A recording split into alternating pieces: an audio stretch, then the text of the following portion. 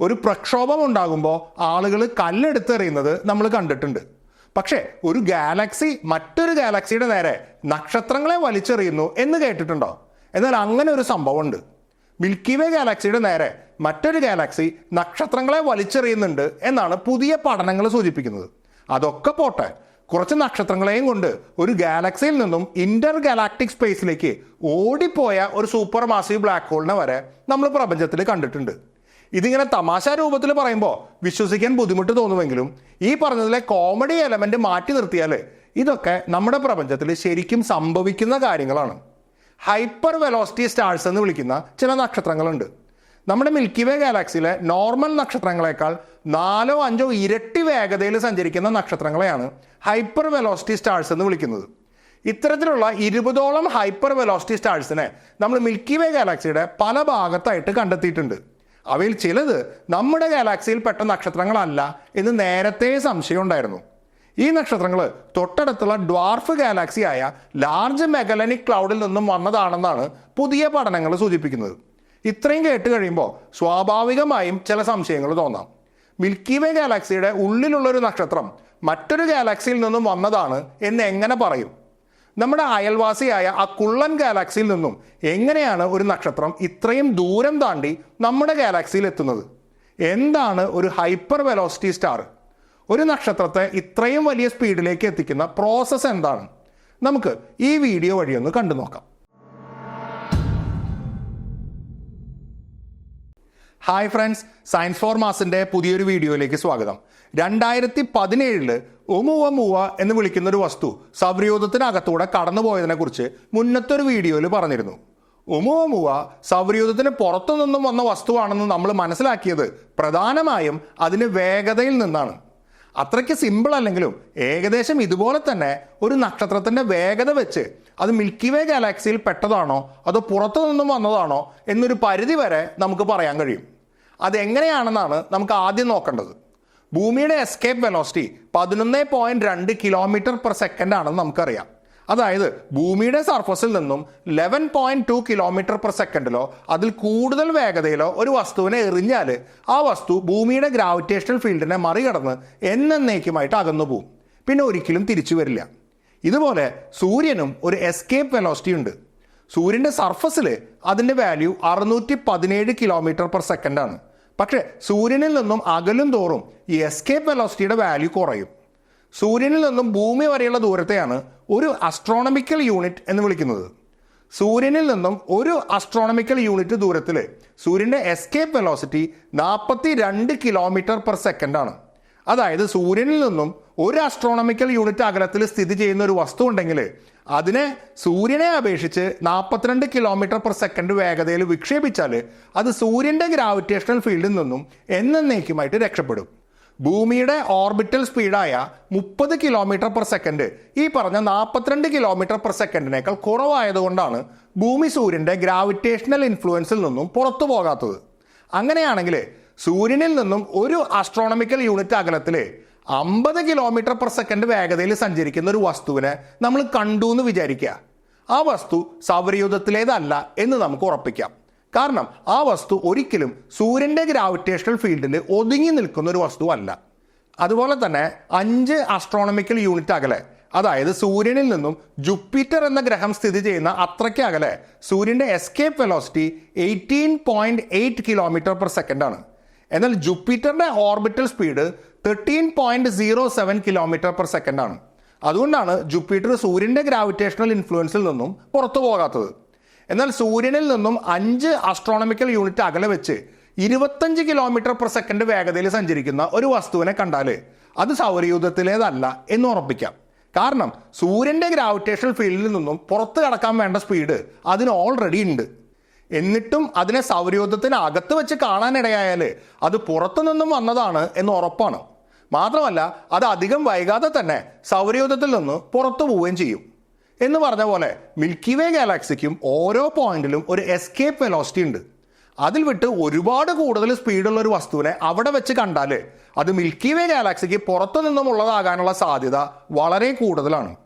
പക്ഷെ സൗരയൂഥത്തിലെ കാര്യങ്ങൾ പറയുന്ന പോലെ അത്രയ്ക്ക് സിമ്പിൾ അല്ല മിൽക്കി വേ ഗാലക്സിയിലെ കാര്യങ്ങൾ പറയുന്നത്.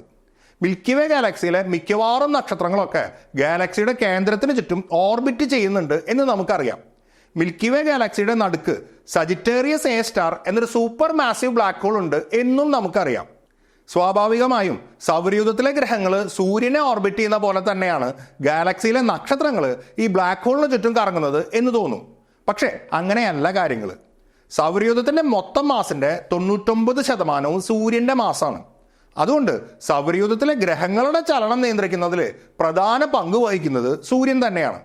എന്നാൽ മിൽക്കി വേ ഗാലക്സിയുടെ ടോട്ടൽ മാസിന്റെ 1% മാസ് പോലും സജിറ്റേറിയസ് എ സ്റ്റാറിനില്ല. അതുകൊണ്ട് ആ ബ്ലാക്ക് ഹോളിന്റെ വളരെ അടുത്തുകൂടെ ഓർബിറ്റ് ചെയ്യുന്ന നക്ഷത്രങ്ങളെ നിയന്ത്രിക്കാം എന്നല്ലാതെ ഗാലക്സിയിലെ എല്ലാ നക്ഷത്രങ്ങളുടെയും ചലനം നിയന്ത്രിക്കാൻ മാത്രം ഗ്രാവിറ്റേഷണൽ ഫീൽഡ് സജിറ്റേറിയസ് എ സ്റ്റാറിനില്ല. മിൽക്കി വേ ഗാലക്സിയിലെ നക്ഷത്രങ്ങളുടെ ചലനം നിയന്ത്രിക്കുന്നത് ഗാലക്സിയുടെ മൊത്തം മാസാണ്. ഗാലക്സിയുടെ മൊത്തം മാസം എന്ന് പറയുമ്പോൾ അതിൽ 15% മാത്രമേ നക്ഷത്രങ്ങളുടെയും ഗ്രഹങ്ങളുടെയും ഒക്കെ രൂപത്തിലുള്ള നോർമൽ മാറ്ററിന്റെ മാസ് വരുന്നുള്ളൂ. ബാക്കി 85% ഡാർക്ക് മാറ്ററിന്റെ മാസാണ്. ഇതെല്ലാം ചേർന്നിട്ടുള്ള മിൽക്കി വേ ഗാലക്സിയുടെ മൊത്തത്തിലുള്ള സെന്റർ ഓഫ് മാസിനെയാണ് അതിൽ നക്ഷത്രങ്ങളൊക്കെ ഓർബിറ്റ് ചെയ്യുന്നത്. സജിറ്റേറിയസ് എ സ്റ്റാർ സ്ഥിതി ചെയ്യുന്നത് ഈ കേന്ദ്രത്തിന്റെ അടുത്തായതുകൊണ്ട് കാഴ്ചയ്ക്ക് ഗാലക്സിയിലെ നക്ഷത്രങ്ങളൊക്കെ അതിനെ ഓർബിറ്റ് ചെയ്യുന്നതായിട്ട് തോന്നുന്നു എന്ന് മാത്രം. സൗരയൂഥത്തിലെ സൂര്യനിൽ നിന്നും അകന്നു പോകുന്തോറും ഗ്രഹങ്ങളുടെ ഓർബിറ്റൽ സ്പീഡ് കുറഞ്ഞു വരുന്നതായിട്ട് കാണാം. അതായത് സൂര്യനോട് അടുത്ത് നിൽക്കുന്ന മെർക്കുറിയുടെ ഓർബിറ്റൽ സ്പീഡ് ഏകദേശം 47 km/s ആണെങ്കിൽ മൂന്നാമത്തെ ഗ്രഹമായ ഭൂമിയുടെ സ്പീഡ് 30 km/s ആണ്. ജൂപ്പിറ്ററിന്റെ സൂര്യനെ ഓർബിറ്റ് ചെയ്യുന്ന സ്പീഡ് 13 km/s നെപ്റ്റ്യൂൺ ഓർബിറ്റ് ചെയ്യുന്ന സ്പീഡ് 5.4 km/s ആണ്. അതായത് സൂര്യനിൽ നിന്നും അകന്നു പോകുന്തോറും ഓർബിറ്റൽ സ്പീഡ് കുറഞ്ഞു വരും. എന്നാൽ മിൽക്കി വേ ഗാലക്സിയിൽ കാര്യങ്ങൾ അങ്ങനെയല്ല. ഗാലക്സിയുടെ കേന്ദ്രത്തിനടുത്തുള്ള നക്ഷത്രങ്ങൾ താരതമ്യേന വേഗത്തിൽ തന്നെയാണ് ഓർബിറ്റ് ചെയ്യുന്നത്. കേന്ദ്രത്തിൽ നിന്നും അകലും തോറും ആദ്യത്തെ കുറച്ച് ദൂരത്തേക്ക് നക്ഷത്രങ്ങളുടെ സ്പീഡ് കുറഞ്ഞു വരികയും ചെയ്യും. എന്നാൽ കേന്ദ്രത്തിൽ നിന്നും കുറച്ച് ദൂരേക്ക് മാറിയാൽ പിന്നെ നക്ഷത്രങ്ങളുടെ വേഗത ഓൾമോസ്റ്റ് സ്റ്റഡി ആയിരിക്കും. അതായത് പിന്നെ അവിടെ നിന്ന് അങ്ങോട്ട് കേന്ദ്രത്തിൽ നിന്നുള്ള ദൂരം കൂടുന്നതനുസരിച്ച് നക്ഷത്രങ്ങളുടെ സ്പീഡ് കാര്യമായിട്ട് കുറയില്ല. അതുകൊണ്ട് തന്നെ മിൽക്കി വേ ഗാലക്സിയിലെ കൂടുതൽ നക്ഷത്രങ്ങളുടെയും ഓർബിറ്റൽ സ്പീഡ് ഏകദേശം ഒരേ റേഞ്ചിലാണ്. മിൽക്കി വേ ഗാലക്സിയിൽ ഡാർക്ക് മാറ്റർ ഉണ്ട് എന്നുള്ളതിനുള്ള ഏറ്റവും വലിയ തെളിവും നക്ഷത്രങ്ങളുടെ ഈ സ്റ്റഡി ആയി നിൽക്കുന്ന ഓർബിറ്റൽ സ്പീഡാണ്. മിൽക്കി വേ ഗാലക്സിയിലെ നക്ഷത്രങ്ങളുടെ ഒരു ആവറേജ് സ്പീഡ് എന്ന് പറയുന്നത് ഏകദേശം 200 മുതൽ 250 km/s വരെയാണ്. നമ്മുടെ സൂര്യനും മിൽക്കി വേ ഗാലക്സിയുടെ കേന്ദ്രത്തെ ചുറ്റുന്നത് ഏകദേശം 220 km/s വേഗതയിലാണ്. പക്ഷേ ഇതിൻ്റെ ഇടയിൽ ഒറ്റയ്ക്കും തെറ്റയ്ക്കുമായിട്ട് 500 km/s വേഗതയിൽ സഞ്ചരിക്കുന്ന ചില നക്ഷത്രങ്ങളെ കാണാറുണ്ട്. ഇത്തരം നക്ഷത്രങ്ങളെയാണ് ഹൈ വെലോസിറ്റി സ്റ്റാർസ് എന്ന് വിളിക്കുന്നത്. ഇവ ഹൈപ്പർ വെലോസിറ്റി സ്റ്റാർസ് അല്ല, വെറും ഹൈ വെലോസിറ്റി സ്റ്റാർസ് ആണ്. ഇവ സ്ഥിതി ചെയ്യുന്ന ദൂരത്തിലെ മിൽക്കി വേ ഗാലക്സിയുടെ എസ്കേപ്പ് വെലോസിറ്റിയേക്കാൾ കുറവായിരിക്കും ഇവയുടെ സ്പീഡ്. അതുകൊണ്ട് തന്നെ മിൽക്കി വേ ഗാലക്സിയുടെ ഗ്രാവിറ്റേഷണൽ ഇൻഫ്ലുവൻസിൽ നിന്നും പുറത്തു പോകാനുള്ള അത്രയ്ക്ക് വെലോസിറ്റി ഇവയ്ക്കില്ല. എങ്കിലും ചുറ്റുമുള്ള മറ്റു നക്ഷത്രങ്ങളെക്കാൾ ഇരട്ടിയോളം സ്പീഡ് കൂടുതലായിരിക്കും ഇവയ്ക്ക്. ഒരു നോർമൽ നക്ഷത്രം ഹൈ വെലോസിറ്റി നക്ഷത്രമായി മാറുന്ന ചില സാഹചര്യങ്ങളുണ്ട്. ഉദാഹരണത്തിന് 2 നക്ഷത്രങ്ങൾ അടങ്ങുന്ന ഒരു ബൈനറി സിസ്റ്റം ഉണ്ടെന്ന് വിചാരിക്കുക. ആ സിസ്റ്റത്തിന്റെ സെന്റർ ഓഫ് മാസ് ആയിരിക്കും 220 km/s വേഗതയിൽ ഗാലക്സിയെ ഓർബിറ്റ് ചെയ്യുന്നത്.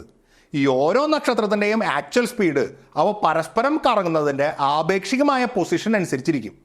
ഇതിൽ ഏതെങ്കിലും ഒരു നക്ഷത്രം മിൽക്കി വേ ഗാലക്സിയുടെ ഓർബിറ്റൽ ഡയറക്ഷന് അനുകൂലമായി വരുന്ന സമയത്ത് ആ നക്ഷത്രത്തിൻ്റെ സ്പീഡ് കൂടുതലായിരിക്കും. കൃത്യം ആ സമയത്ത് തന്നെ മറ്റേ നക്ഷത്രത്തിന് ഒരു സൂപ്പർ നോവ സംഭവിച്ചാൽ ആദ്യത്തെ നക്ഷത്രം ഈ ബൈനറി സിസ്റ്റത്തിൽ നിന്നും തെറിച്ചു പോകുന്ന സാഹചര്യം ഉണ്ടാവും. അപ്പോൾ അതിൻ്റെ സ്പീഡ് ഓർബിറ്റൽ സ്പീഡായ 220 km/s കൂടുതലായിരിക്കും. അതിൻ്റെ ഒപ്പം സൂപ്പർ നോവയിൽ നിന്നുമുള്ള ഷോക്ക് വേവ് കൂടി ആവുമ്പോൾ ആ നക്ഷത്രത്തിൻ്റെ സ്പീഡ് വളരെയധികം കൂടും. ഇതാണ് ഒരു നോർമൽ നക്ഷത്രം ഹൈ വെലോസിറ്റി നക്ഷത്രമായി മാറുന്ന ഒരു രീതി. ഇത്തരത്തിലുണ്ടാകുന്ന ഹൈ വെലോസിറ്റി സ്റ്റാറിൻ്റെ സ്പീഡ് 500 km/s വരെയൊക്കെ എത്തുമെങ്കിലും അത് സ്ഥിതി ചെയ്യുന്ന സ്ഥലത്തെ എസ്കേപ്പ് വെലോസിറ്റിയേക്കാൾ കൂടുതലാകാറില്ല. അതുകൊണ്ട് ആ നക്ഷത്രം മിൽക്കി വേ ഗാലക്സിയിൽ നിന്നും എന്നേക്കുമായിട്ട് പുറത്തു പോകുന്ന സാഹചര്യം വരില്ല. പകരം അതിൻ്റെ ഓർബിറ്റ് ഒരു എലിപ്റ്റിക്കൽ ഓർബിറ്റായിട്ട് മാറുകയാണ് ചെയ്യുക. ഈ പറഞ്ഞ ഹൈ വെലോസിറ്റി സ്റ്റാർസ് കൂടാതെ വളരെ റെയറായിട്ട് ചില ഹൈപ്പർ വെലോസിറ്റി സ്റ്റാർസിനെയും നമ്മൾ മിൽക്കി വേ ഗാലക്സിയിൽ കണ്ടെത്തിയിട്ടുണ്ട്. ഒരു നക്ഷത്രത്തിന്റെ വെലോസിറ്റി അത് സ്ഥിതി ചെയ്യുന്ന സ്ഥലത്തെ മിൽക്കി വേ ഗാലക്സിയുടെ എസ്കേപ്പ് വെലോസിറ്റിയേക്കാൾ കൂടുമ്പോഴാണ് അതിനെ ഹൈപ്പർ വെലോസിറ്റി സ്റ്റാർ എന്ന് വിളിക്കുന്നത്. ഇപ്പോൾ ഉദാഹരണത്തിന് സൂര്യൻ സ്ഥിതി ചെയ്യുന്ന സ്ഥലത്തെ milky way ഗാലക്സിയുടെ escape velocity 550 km/s ആണ്.